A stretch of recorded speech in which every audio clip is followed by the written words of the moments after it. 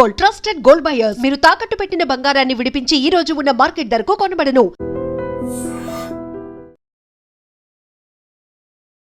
Welcome to IT news. This is Pawan. April 1 నుంచి E20 petrol ఏదైతే ఉందో అది అమల్లోకి రాబోతుంది. మీకు గత వీడియోలో పెట్రోల్ బంకులో చూపించడం జరిగింది కదా. ఇప్పుడు దాని గురించి అసలు E20 వల్ల ఉపయోగాలు ఏంటి, మైనస్లు ఏంటి అని చెప్పేసి మనకి ఇక్కడ మెకానిక్ షాప్ దగ్గరికి అయితే రావడం జరిగింది. నాకు చాలా ఎక్స్పీరియన్స్ ఉంది, ఎన్నో ఇయర్స్ నుంచి ఎక్స్పీరియన్స్ ఉంది. ఒకసారి అడిగి తెలుసుకుందాం. ఇప్పుడు BS4 లో చాలా మంది టెన్షన్ పడుతున్నారు. BS4 లో వెహికల్స్ కి ఇప్పుడు E20 అనేది వర్క్ అవుతుందా అవ్వట్లేదా, ఒకవేళ E20 పెట్టించుకుంటే BS4 లో ఏమైనా ప్రాబ్లమ్స్ వస్తాయా, మైలేజ్ విషయంలో ఎలా ఉంటుందని చెప్పేసి చాలా మందికి డౌట్స్ ఉంటాయి కదా. ఇప్పుడు ఆ డౌట్స్ అన్ని క్లారిఫై చేసుకుందాము. ఒకసారి రండి. నమస్కారం అండి మేస్త్రి గారు. నమస్కారం సార్. చెప్పండి, ఇప్పుడు E20 పెట్రోల్ ఏదైతే ఉందో అది అమల్లోకి రాబోతుంది కదండి, దాని గురించి ఏం చెప్తారు? దాని గురించి ఏం చెప్పమంటారు, ఒకటే ఇది పొల్యూషన్ కంట్రోల్ చేసేదానికి ఇది వాడతారు అంతే. ఒకసారి చూడండి. BS6 దానికోసం E2 కి దాన్ని మార్చబడింది, కన్వర్ట్ పొల్యూషన్ E20 కి మార్చబడింది. ఇప్పుడు దాని వల్ల మన BS4 వెహికల్స్ కి ఏమైనా ప్రాబ్లం ఉంటుందా కొట్టించుకుంటే? ఓల్డ్ వెహికల్స్ కి ప్రాబ్లం ఉండదు. మైలేజ్ పర్పస్ కి దానికి ఇది పొల్యూషన్ కొద్దిగా ఇది మైలేజ్ తగ్గుద్ది అంటున్నారు. అది రాయల్ ఎన్ఫీల్డ్ కి అయితే షోరూమ్ పర్పస్ కి కంపెనీలో అన్ని మాన్యువల్ ప్రకారం ఇచ్చున్నారు అన్నారు. ఇప్పుడు ఈయన రాయల్ ఎన్ఫీల్డ్ బైక్స్ రిపేర్ చేస్తుంటాడు. ఎప్పటి నుంచో ఎక్స్పీరియన్స్, ఎన్ని ఇయర్స్ ఎక్స్పీరియన్స్ ఉందండి? 35 years. 35 years. ఆయన ఎక్స్పీరియన్స్ కంటే నా వయసు కంటే ఆయన ఎక్స్పీరియన్స్ ఎక్కువ. సో దాని గురించి ఇప్పుడు రాయల్ ఎన్ఫీల్డ్ 350 ఉన్నాయి కదా, ఓల్డ్ వెహికల్స్ కి ఇప్పుడు E20 కొట్టించుకుంటే ఏమైనా ప్రాబ్లమ్స్ వస్తాయా? ప్రాబ్లమ్స్ అంటే దానికి మాన్యువల్ షోరూమ్ లో పార్ట్స్ అన్ని ఇచ్చున్నారు, అవైలబుల్ ఇచ్చున్నారు అన్నారు. అక్కడ షోరూమ్ లో ఆ కిట్ చేంజ్ చేసుకుంటే మీరు దీన్ని వాడచ్చు. ఓకే, ఓల్డ్ వెహికల్స్ కూడా కిట్ చేంజ్ చేసుకోవాలి ఒకవేళ అప్లికబుల్ అయితే కిట్ లబ్బర్స్ మాన్యువల్ అన్ని ఇచ్చున్నారు. మిగతా వెహికల్స్ కి అయితే మనకు తెలియదు. ఓన్లీ రాయల్ ఎన్ఫీల్డ్ కి అయితే కంపెనీకి సబ్మిట్ చేస్తున్నారు. కంపెనీ చేంజ్ చేస్తుందా వెళ్తే? చేస్తుంది, షోరూమ్ లో ఇస్తే ఇప్పుడు E20 కి తగ్గట్టుగా మాడిఫై చేసి ఇస్తుంది లోపల. లేదా బయటకి ఇచ్చారంటే బయట మెకానిక్ లైన్ కూడా యూజ్ చేసుకోవచ్చు, బయట ఎవరైనా చేసుకోవచ్చు. ఓకే, ఇప్పుడు ఈ E20 అనేది సరే ఒకవేళ మాన్యువల్ లో కూడా ఓల్డ్ వెహికల్స్ కి లేదనుకోండి, పాసిబుల్ లేదు మాడిఫై చేయించుకోవడానికి, ఇప్పుడు వాళ్ళు మళ్ళీ పవర్ పెట్రోల్ యూజ్ చేసుకోవచ్చు కదా. E20 కొట్టించుకుంటే ఏమన్నా ఇదంటే మీకు మామూలుగా టౌన్ పర్పస్ అయితే నో ప్రాబ్లం. ఎక్కువ లాంగ్ పోతే కొద్దిగా మైలేజ్ తగ్గుద్ది అని అంటున్నారు. మైలేజ్ తగ్గితే ఓకే. ఒకవేళ ఏమన్నా వెహికల్ ఏమన్నా ప్రాబ్లమ్స్ వచ్చే ఛాన్సెస్ ఉన్నాయి రాంగ్ రన్ లో? తక్కువ ఛాన్సెస్ ఉంటాయి బై, ఇది అంత సో ఇప్పుడు దీని వల్ల ఉపయోగాలు ఏంటి?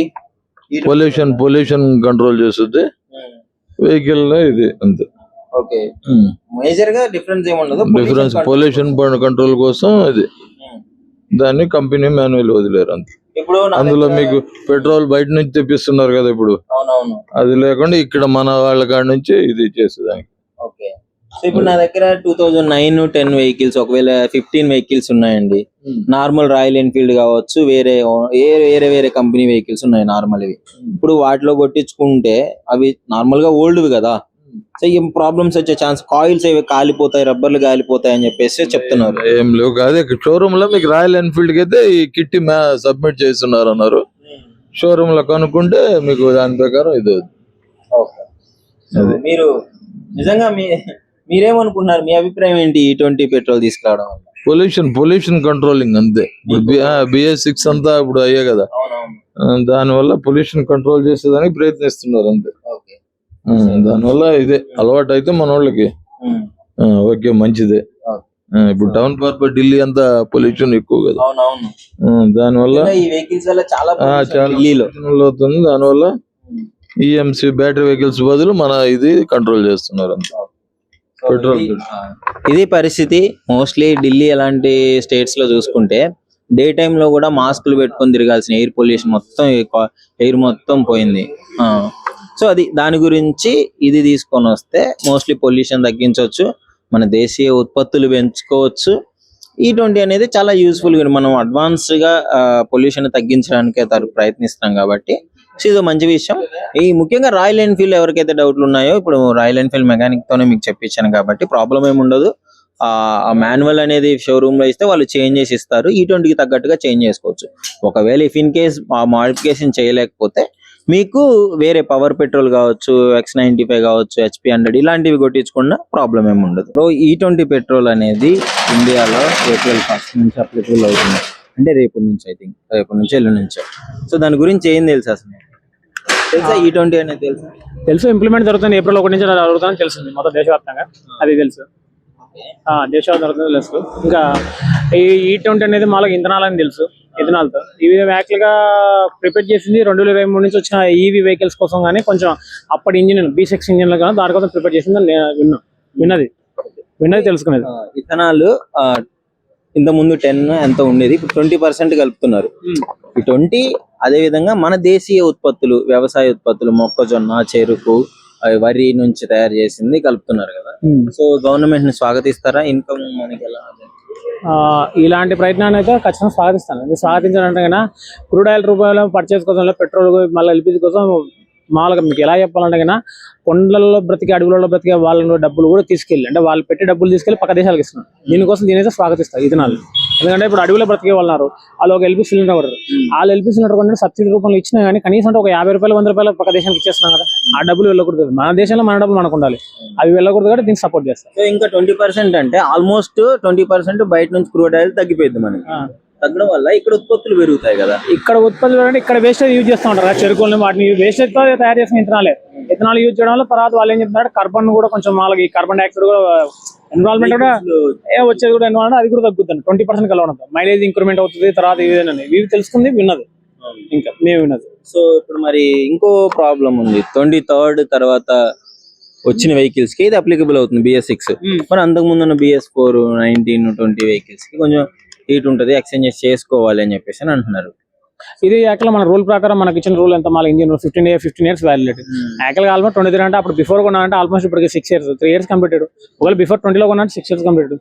మేబీ ఒక 5 to 9 మాక్సిమం డేస్ ఈజీ గడిచిపోతున్నాయి. దానిలో అసలు యాక్చువల్గా అందరూ కూడా చాలా ఈజీగా పోతున్నారు, ప్రాబ్లం లేదు. యాక్చువల్గా ఏదో ఇంప్లిమెంట్ చేసేటప్పుడు మామూలు తప్పదు, సఫరింగ్ తప్పదు, దానికి ఎలాగనగా అలాగే సఫరింగ్ తప్పదు. సిటిజన్ గా మీకు ఇది యాక్సెప్ట్ చేస్తున్నారు, మంచి విషయం అనిపిస్తుంది. సిటిజన్ గా నేను యాక్చువల్లీ యాక్సెప్ట్ చేస్తాను. ఇలాంటి చేయాలని కూడా కోరుకుంటాను. ఇంకా ఎన్ని కుదిరితే ఇలాంటి చేయాలి. ఇంకా అలా ఎందుకంటే పక్క దేశాల మీద, ఎందుకంటే ఈరోజు ఇది మ్యాటర్ అడిగితే మీరు సమయం ఇస్తుంటే ఒక గంట సేపు ఇవ్వడానికి కొద్ది స్పీచ్, కానీ మీకు అంత సమయం లేదు, నాకు అంత సమయం లేదు చెప్పలేను. ఎందుకంటే ఎల్పీజీ రూపంలోనే మనం ఇప్పుడు బయటకి దేశాలు ఎల్పీజీకి ఒకప్పుడు యాక్చువల్ మేము కూడా పెద్ద తరగతి, మేము ఉన్నవాళ్ళం కదా, మధ్య తరగతి. నేను కూడా ఎండాకాలం వస్తే కట్టలకి వెళ్ళి తీసుకొని వానాకాలం ఏర్పాటు చేసుకుని బతికేటోళ్ళం. ఎల్పీజీ కన్వర్ట్ అయ్యాక ప్రతిరోజు ఇలాగంటే ఆ ప్రాబ్లమ్ ఫేస్ చేస్తున్నాం. ఆ కట్టెలు ఊరికే దొరుకుతాయి, ఊరికి నా ఇంటి దగ్గర చెట్టు ఏదో దొరుకుతుంది, దాన్ని కొట్టేసుకుంటే అయిపోతుంది. ఇప్పుడు ఎల్పీజీ ప్రతిసారి కొనుక్కాల్సి వస్తుంది. ఎవడు చెప్పి ఇప్పుడు ఈ ఎల్పీజీ కొనడం బాగాలేదు. ఇదేం దేశానికి ఇస్తున్న డబ్బులు ఏమన్నా, దేశానికి ఇచ్చే డబ్బుల్లో మనం ఇచ్చేది మనం ఒక 100 రూపాయలు పెడితే దాని దేశానికి వెళ్తే ఒక 30 రూపీస్ 40 రూపీస్ వెళ్తాయి, 70 రూపీస్ బయటకు వెళ్ళిపోతుంది.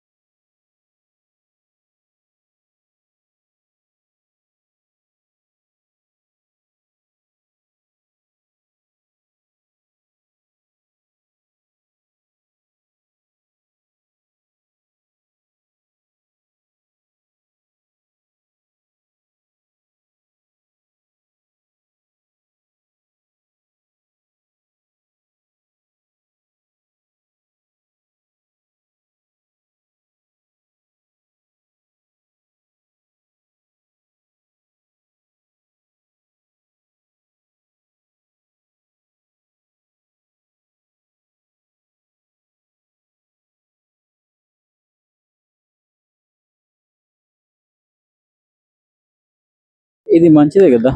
దీని వల్ల మనకి పర్యావరణ పరిరక్షణ, కాలుష్యం అనేది నివారణ అవుతుంది. దీన్ని వినియోగించడం మంచిదే, స్వాగతిస్తాం. సో పొల్యూషన్ తగ్గే ఛాన్సెస్ చాలా ఎక్కువ ఉన్నాయి. చాలా, ఎందుకంటే మనము ఇప్పుడు ఇంధనాన్ని మనం వినియోగిస్తున్నామంటే ఇంజన్ నుంచి వెలువడే కార్బన్ డైఆక్సైడ్ శాతాన్ని తగ్గుతుంది.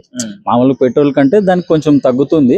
దాని నుంచి మనకి బెనిఫిటే కదా, పర్యావరణానికి అనేది కొంచెం బెనిఫిట్ గా. ప్లస్ పాయింట్స్ చాలా ఉన్నాయి, మైనస్ ఏంటంటే ఓల్డ్ వెహికల్స్ కి కష్టం అవుతుంది. హెచ్ఎక్స్పీ ఉంది, పవర్ పెట్రోల్ ఉంది, అవి యూజ్ చేసుకోవచ్చు కదా. అవి యూజ్ చేసుకోవచ్చు, కాకపోతే మనకి పర్యావరణ పరిరక్షణ అనేది ఉంది కదా. అంటే టెక్నాలజీ మారుతూ ఉంటుంది. సో టెక్నాలజీకి అనుగుణంగా మనము ఇంధనాన్ని సోర్స్ పెంచుకోవాలి.